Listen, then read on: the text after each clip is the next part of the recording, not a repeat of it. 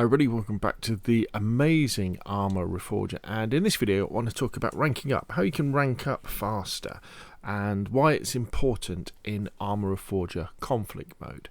When you start off playing on every single new game, because you don't take rank from game to game, you start off as a private and you can do all the basic things, but there's some things you can't do. For example, there's certain buildings, support structures you can't build, and there's certain vehicles you can't call. So, for example, if we start off with the heavy vehicle depot, if we go into this, we can see as a private we can call in the transport trucks and the fuel trucks, but we can't call in the arsenal truck, which is useful as a mobile place for resupplying. And most importantly, we can't call in the mobile command truck, which you need to be at least a sergeant for. The mobile command truck is really important because that's the one that acts as a mobile HQ, so you can extend your radio range without having to capture an objective. Can be very, very handy, that. So you've got to rank up to be a sergeant. If we go over to the small vehicle place, let's have a look on here. What we can see is a private, I can call in everything, but I can't call in the light armoured Humvee or the Humvee with the machine gun on the top. I've got to be a corporal to call those in, so that's a bit of a limit there. Not too bad though. Now, as far as building goes, when you're only a private, so you can build all the basic stuff, the important stuff like the antenna,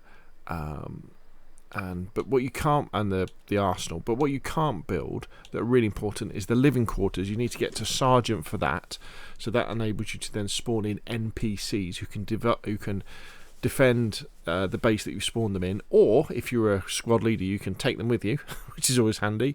And the helipad as well, you can't spawn in that till you become a sergeant, and that also means you can't spawn in helicopters on the helipad till you're a sergeant, and you can't spawn in the helicopters with the machine guns until you're a lieutenant. And I think maybe when we get the next helicopters, the ones that have got rocket pods on them, you probably need to be a lieutenant as well. The other thing, so you've got the field hospital, you can be a corporal for that. Not as much use, it's another spawn point, and it's another place for holding supplies. So how do you rank up? Well, basically the quickest way to rank up is to achieve tactical and strategic objectives and do busy work. Okay, so let's have a look at the map. So here we are at Iowa. So if I was to go and capture Black Lake, Idaho, or Delaware at Vernon, I would slowly rank up. And the way that you speed this up is when you're going to go and take somewhere, say that you're going to go and take it, accept it as a particular mission, and then you'll get more points. And the idea behind this is the fact that you're telling the rest of your team, look, me and my squad, we're going here, this is what we're going. So if somebody else is thinking about doing it, they might come and support us, or they might decide to do something else. So that's an important way of doing this. While you're capturing that objective, if you are shooting enemies, you'll rank up a little bit for that. But what's also really important is that while you're driving to the objective, if you take a vehicle, which I presume you are, and you've got some troops in the car with you, you'll rank up for that. So you'll rank up for transporting troops around. Also, what's really important is you'll rank up for getting supplies.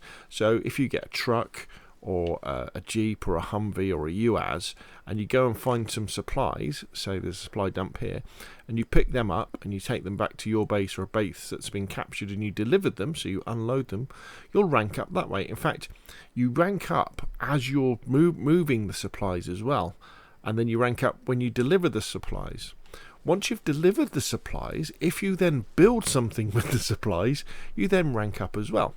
So if I go here, okay, so what should we build? Let's build, so the ammunition thing.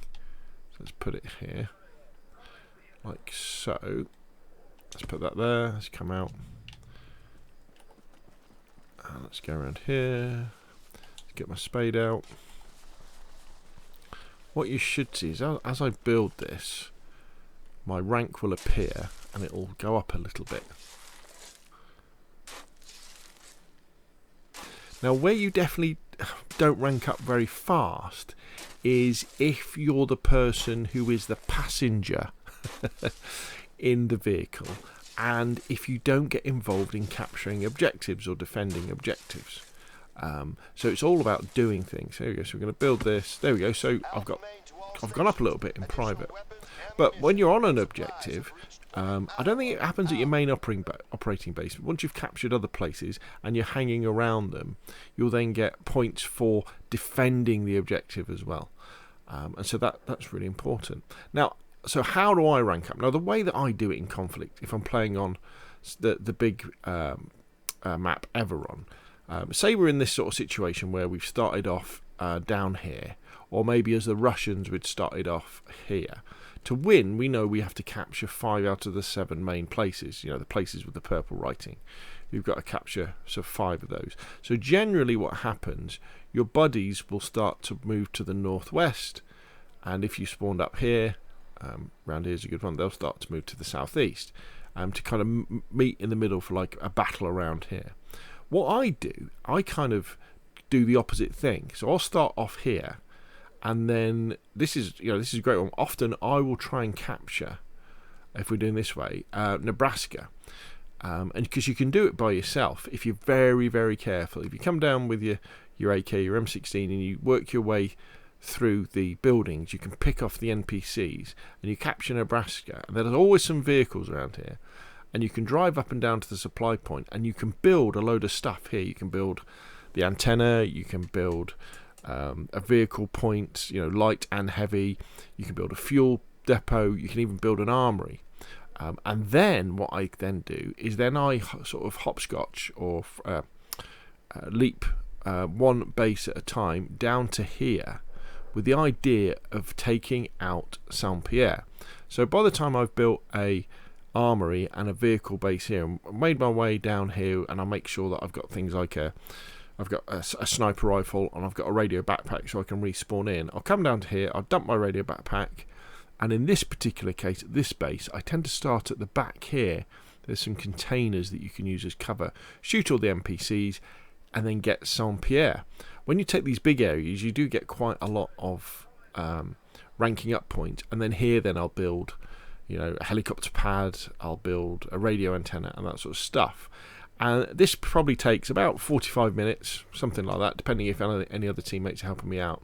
And at this point, I'm normally a sergeant because of all the building, and I've been going backwards and forwards and getting supplies and dropping them off, which means I'm now actually quite a useful person to have. So now when I move up to the northwest and join the main fight, it means that when I get to various places that we capture, say like Simon's Wood, this is a real hot spot, something like Simon's Wood, or over here Montana by Pinewood Lake. When we capture those, I can be the one who goes in and builds the living quarters, which then enables me to spawn in NPCs, and I'll spawn in like the anti-tank NPCs. So they're just hanging around defending the area from especially lone wolf enemies who'll come along and use it as an opportunity to take this out. Also, the other thing that happens is the higher the rank you are, the less of a time limit is between teleporting. So if you didn't know already, if you get a radio backpack and you drop it somewhere, you can then teleport to that backpack for free without using any supplies rather than a respawn. But to start off with, when you're a private, I think it's a 10-minute cooldown on that. But as you rank up, it becomes less. The other thing to remember as well is that as you're playing, if you stay alive, the rate at which you rank up will increase as well. So my kind of technique of not getting involved in fighting real players in this sort of area, in this sort of situation, I'm basically fighting NPCs. You can stay alive for a lot longer, so that multiplier that speeds up the rate at which I rank up gets quite high. You become like a veteran, which means that anything you do is worth more than it would be if you kept on dying and going that way. And that, my friends, is how I rank up. And I finish most games as a lieutenant, or at least a sergeant. It just depends on how the game's going and whether I stay with it or not. So just remember, when you're going to go and capture an objective, tag the objective that you're going to capture it. Make sure you're the one who's driving your people around. Make sure you do a lot of supply runs, go and find supplies and deliver them.